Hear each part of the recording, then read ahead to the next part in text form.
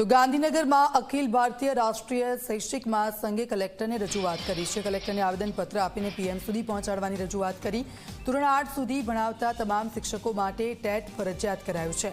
સરકારને હસ્તક્ષેપ કરીને આ નિયમ માત્ર ભવિષ્યની નિમણૂકો પર લાગુ કરવાની માંગ કરવામાં આવી છે। આ નિર્ણયથી દેશના 20 લાખ શિક્ષકોને અસર થશે।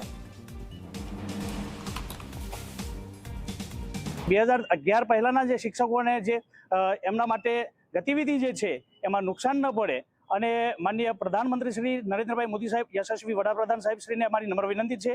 આજે હસ્તક્ષેપ અમે કરી રહ્યા છીએ કે અમારા વતી તમામ 20 લાખ ભારતના તમામ 20 લાખ કર્મચારીઓ વતી આજે હસ્તક્ષેપ કરી અને ન્યાયાલય સુધી અમારી વાચા પહોંચાડે। આદરણીય સુપ્રીમ કોર્ટ દ્વારા 1 સપ્ટેમ્બરે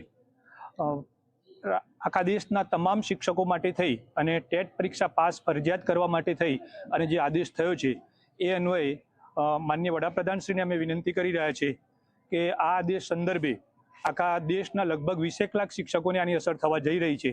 ત્યારે આરટી અને એનટીના જે નોર્મ્સ છે એ મુજબ 2010 પહેલાં જે ભરતી થઈ છે, 2011 પહેલાં જે ભરતી થઈ છે એ શિક્ષકોને આ નિયમ લાગુ ના પાડવા માટે અમે વિનંતી કરીએ છીએ।